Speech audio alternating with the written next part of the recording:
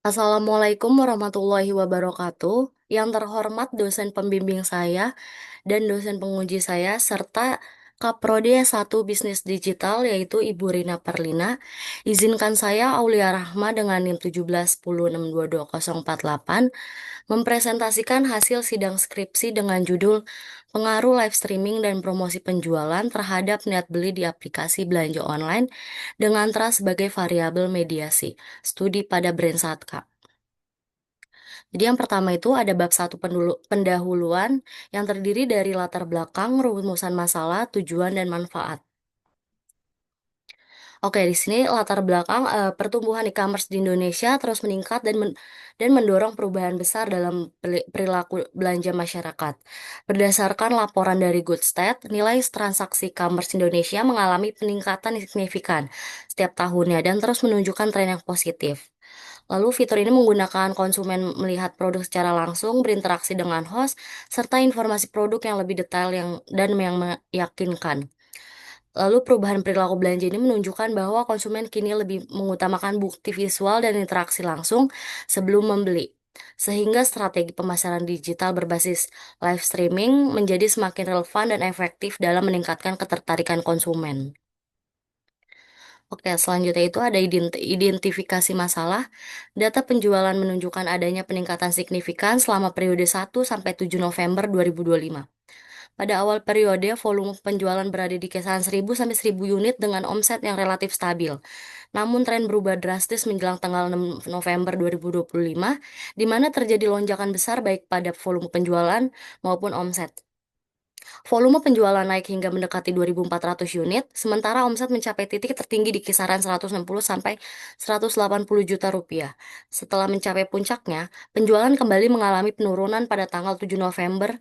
Fenomena ini mengindikasikan bahwa terdapat momen-momen tertentu, termasuk aktivitas live streaming yang mendorong peningkatan pembelian secara signifikan. Hasil prasurvei menunjukkan bahwa 60% responden menyatakan live streaming memengaruhi ketertarikan mereka untuk membeli, dan 53,3% responden menganggap promosi penjualan seperti diskon dan voucher menjadi faktor yang mendorong niat beli. Selanjutnya itu ada rumusan masalah. Yang pertama itu, apakah live streaming berpengaruh terhadap niat beli konsumen pada aplikasi belanja online TikTok Shop? Studi pada Brandsatka. Lalu yang kedua itu, apakah promosi penjualan berpengaruh terhadap niat beli konsumen pada aplikasi belanja online TikTok Shop? Studi pada Brandsatka. Yang ketiga itu, apakah live streaming berpengaruh terhadap trust atau kepercayaan konsumen pada aplikasi belanja online TikTok Shop terhadap Brandsatka. Lalu yang keempat itu, apakah promosi penjualan berpengaruh terhadap trust kepercayaan konsumen pada aplikasi belanja TikTok Shop? Studi pada Brandsatka. Lalu yang kelima itu, apakah trust kepercayaan berpengaruh terhadap niat beli konsumen pada aplikasi belanja online TikTok Shop? Studi pada Brandsatka. Lalu selanjutnya itu ada tujuan masalah. Yang pertama itu menganalisis pengaruh live streaming terhadap beli konsumen pada aplikasi belanja online TikTok Shop, studi pada Brandsatka. Lalu yang kedua itu menganalisis pengaruh promosi penjualan terhadap niat beli konsumen pada aplikasi belanja online TikTok Shop, studi pada Brandsatka. Lalu yang ketiga itu menganalisis pengaruh live streaming terhadap trust atau kepercayaan konsumen pada aplikasi belanja online TikTok Shop, studi pada Brandsatka. Lalu yang keempat itu menganalisis pengaruh promosi penjualan terhadap trust kepercayaan konsumen pada aplikasi belanja TikTok Shop, studi pada Brandsatka. Lalu yang terakhir itu menganalisis pengaruh trust kepercayaan terhadap niat beli konsumen pada aplikasi belanja online TikTok Shop, studi pada Brandsatka. Selanjutnya itu manfaat penelitian. Penelitian ini diharapkan dapat memberikan kontribusi bagi pengembangan ilmu pengetahuan di bidang pemasaran digital dan perilaku konsumen, khususnya yang berkaitan dengan live streaming dan promosi penjualan terhadap niat beli konsumen dengan trust sebagai kepercayaan, yaitu variabel mediasi. Lalu yang kedua itu manfaat praktis. Penelitian ini memberikan manfaat untuk pengalaman empiris mengenai penerapan konsep pemasaran digital dan perilaku konsumen dalam konteks ekonomi digital. Selain itu, penelitian ini juga menjadi sarana untuk mengasah kemampuan peneliti dalam mengelola data kuantitatif serta menerapkan teori pemasaran dalam situasi nyata, khususnya pada platform TikTok Shop yang sedang berkembang pesat di Indonesia. Selanjutnya itu bab 2 tinjauan pustaka yang terdiri dari teori pendukung, landasan teori, hipotesis, dan penelitian terdahulu. Teori pendukung penelitian ini berlandaskan pada stimulus organism respon atau SOR. Pertama kali dikemukakan oleh Mehrabian dan Russell pada tahun 1974 yang menjelaskan bahwa perilaku manusia dipengaruhi oleh stimulus eksternal yang diterima dari lingkungan atau stimulus, kemudian diproses internal melalui kondisi psikologis individu atau organisme dan menghasilkan suatu tindakan atau respons. Selanjutnya itu ada landasan teori live streaming, yaitu menurut Lu dan Chen 2021, live streaming adalah konten yang dibuat oleh pengguna menyiarkan video secara real time yang berisi berbagai aktivitas seperti permainan, penampilan bakat, dan kehidupan sehari-hari, yaitu dengan dimensi eh, product road, yaitu yang berfokus pada aspek produk. Lalu yang kedua itu social road, yang berfokus pada hubungan emosional dan sosial antara penyiar dan pelanggan. Yang kedua itu menurut Sun et al. 2020, live streaming adalah landasan perdagangan sosial atau social e-commerce yang melibatkan interaksi dua arah antara penjual dan pembeli di platform digital seperti Facebook dan Taobao. Menurut Sun et al. Ada tiga dimensi yang dikemukakan, yaitu visibility, kemampuan pengguna untuk melihat dan memahami informasi produk. Lalu yang kedua itu meta voicing, interaksi sosial antara penjual dan pembeli. Lalu yang ketiga itu shopping guidance, kemampuan penyiar untuk memberikan rekomendasi. Yang ketiga itu menurut Zhang et al. 2022, live streaming e-commerce sendiri dianggap sebagai jenis e-commerce yang tumbuh paling cepat dalam 3 tahun terakhir ini. Menjadi tren dominan karena dapat menampilkan produk secara langsung, menawarkan demonstrasi yang nyata.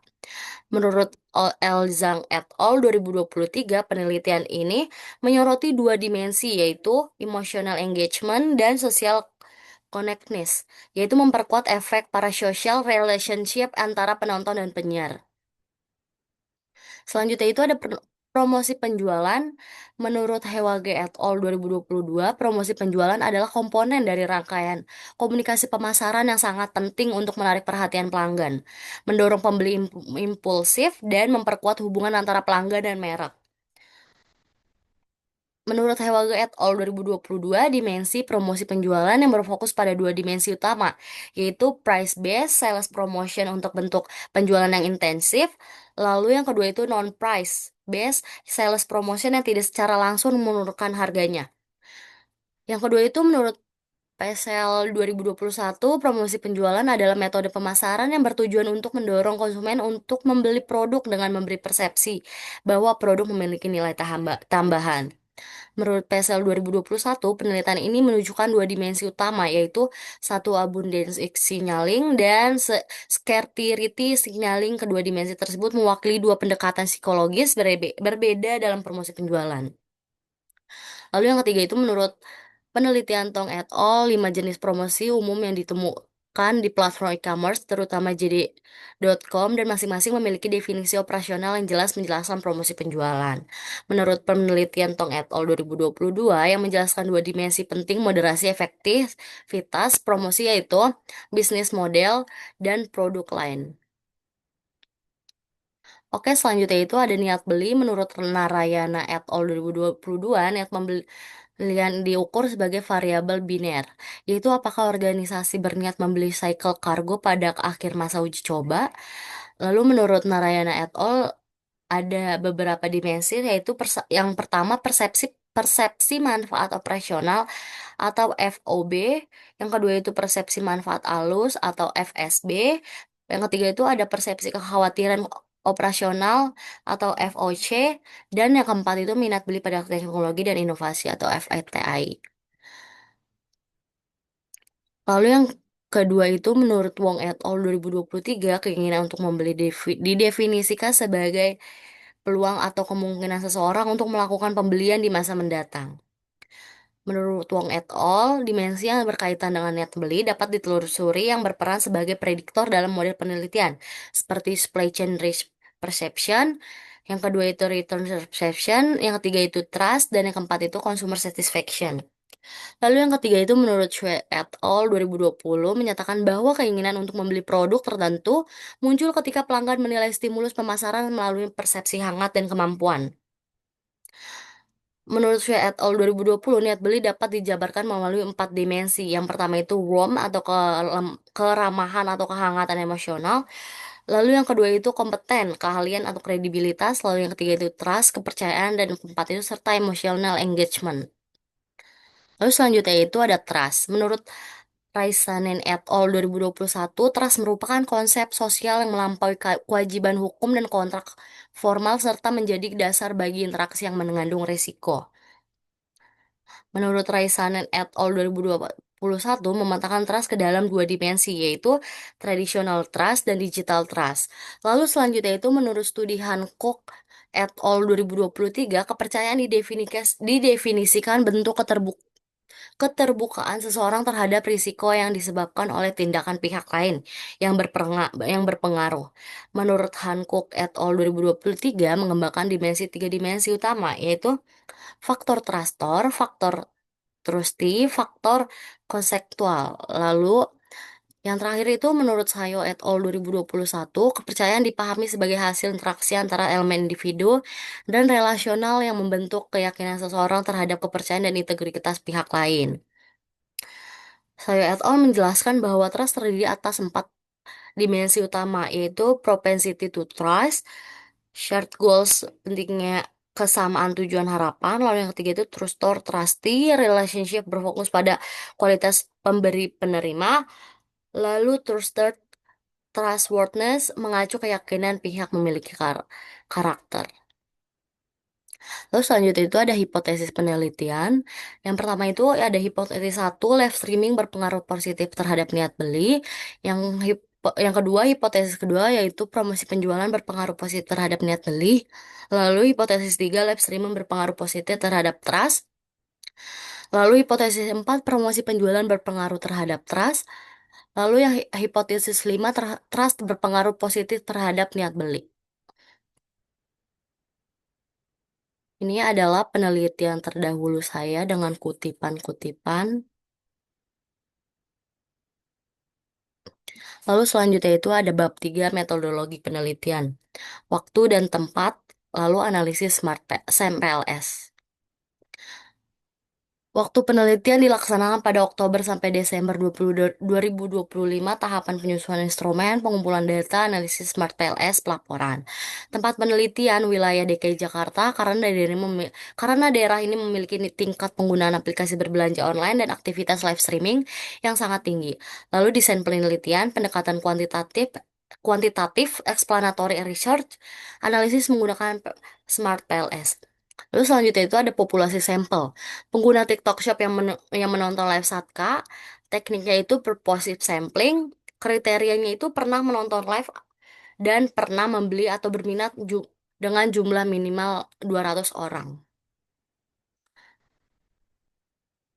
Lalu selanjutnya ada teknik analisis data, uji validitas yaitu terdiri dari convergent validity, discriminant validity.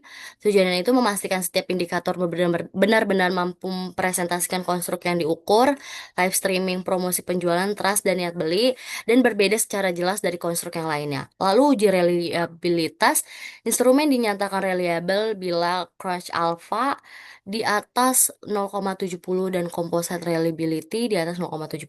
Menilai konsistensi internal dan keandalan instrumen sehingga pengukuran yang dilakukan berulang pada kondisi serupa berhasil memberikan yang stabil dan dapat dipercaya. Lalu evaluasi model atau inner model menggunakan R-square lalu bertujuan untuk menilai sejauh mana model struktural mampu menjelaskan variabilitas konstruk endogen. Lalu selanjutnya itu uji hipotesis. Hipotesis diterima jika tes statistik 1,96 dan p-value 0,5. Hipotesis ditolak jika tes statistik 1,96 dan p-value 0,5. Tujuannya menentukan apakah pengaruh live streaming, promosi penjualan, dan trust terhadap niat beli dapat dalam model yang diuji bersifat signifikan secara statistik. Lalu selanjutnya itu ada bab 4, hasil dan pembahasan yang terdiri dari karakteristik responden, uji outer model, dan uji inner model, dan pembahasan. Jadi berdasarkan jenis kelamin, laki-laki itu 30 frekuensi, presentasenya itu 15%, perempuan 170, presentasenya itu 85% dengan total frekuensi itu 200, lalu presentasenya 100%. Berdasarkan usia 15 sampai 20 tahun, frekuensi 53, presentasenya 26,5%. 21 sampai 25 tahun ada 43 frekuensi, lalu presentase 21,5%, dan selanjutnya 26 sampai 30 tahun ada 59 frekuensi dengan presentase 29,5%. Lalu selanjutnya itu ada 31 sampai 35 tahun ada 45 frekuensi dengan presentase 22,5%. Dengan total 200 responden, dengan total 200 responden dengan presentase 100%.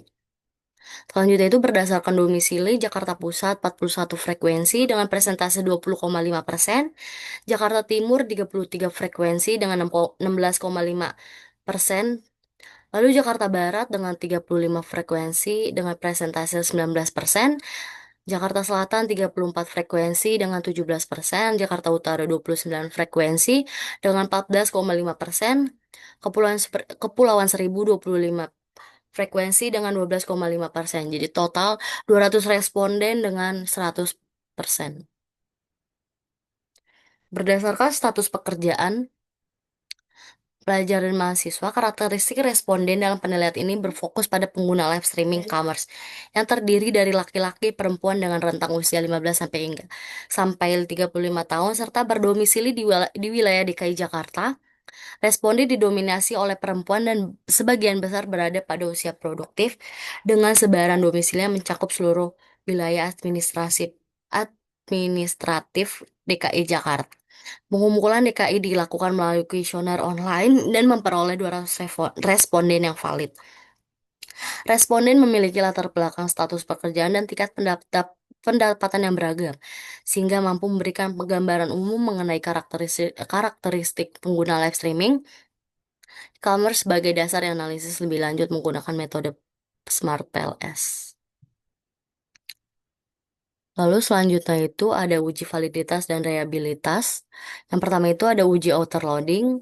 Berdasarkan hasil pengujian outer model, seluruh indikator pada masing-masing konstruk dalam penelitian ini memiliki nilai outer loading di atas 0,70. Nilai outer loading tertinggi ditemukan pada indikator NB5 atau niat beli sebesar 0,900, sedangkan nilai terendah terdapat pada indikator trust 3 atau trust sebesar 0,802. Meskipun terdapat variasi antara nilai loading, sebagai semua indikator tetap memenuhi kriteria validitas. Lalu yang kedua itu ada uji average variance extracted atau AV. Berdasarkan nilai pengujian uji AV, seluruh konstruk dalam penelitian ini memiliki nilai average variance extracted di atas 0,50 sehingga dapat dinyatakan telah memenuhi kriteria validitas konvergen. Nilai AV tertinggi dapat pada konstruk promosi penjualan terhadap promosi penjualan sebesar 0,779 diikuti oleh konstruk trust sebesar 0,738, lalu live streaming sebesar 0,721 dan niat beli sebesar 0,718. Hasil tersebut menunjukkan bahwa masing-masing konstruk mampu menjelaskan lebih dari 71% variansi indikator yang digunakan. Lalu selanjutnya itu ada uji HTMT. Hasil pengujian HTMT menunjukkan bahwa seluruh nilai hubungan antar konstruk berada di bawah batas 0,85. Hal ini menandakan tidak adanya tumpang tindih antar variabel dan setiap konstruk memiliki perbedaan yang jelas. Lalu selanjutnya itu ada uji Fornell-Laker kriteria. Hasil pengujian menunjukkan bahwa nilai akar kuadrat AV pada setiap variabel lebih besar dibandingkan nilai korelasi antar variabel lainnya. Kondisi ini mengindikasikan bahwa masing-masing konstruk memiliki kemampuan yang baik dalam menjelaskan indikator yang sendiri dibandingkan dengan indikator dari konstruk lain. Dengan demikian, dapat disimpulkan bahwa seluruh variabel dalam penelitian ini telah memenuhi kriteria validitas diskriminan dan tidak terjadi tumpang tindih antar konstruk dalam model penelitian. Lalu selanjutnya itu ada uji Cronbach alpha. Seluruh konstruk dalam model penelitian ini memiliki nilai Cronbach alpha di atas 0,70. Konstruk niat beli memiliki nilai tertinggi sebesar 0,929, diikuti oleh promosi penjualan sebesar 0,911, lalu live streaming sebesar 0,903, dan trust sebesar 0,902.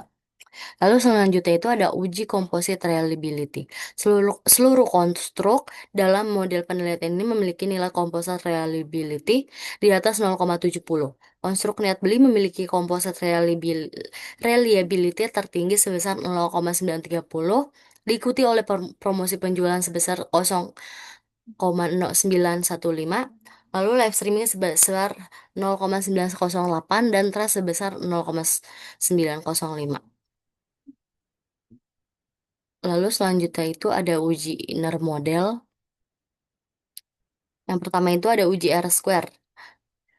Nilai R-square variabel niat beli sebesar 0,507 yang berarti 0,7%.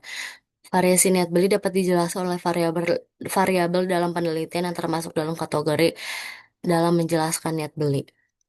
Lalu yang selanjutnya itu ada uji F-square, menunjukkan bahwa live streaming berpengaruh sedang terhadap niat beli dan trust terhadap nilai masing-masing sebesar 0,218.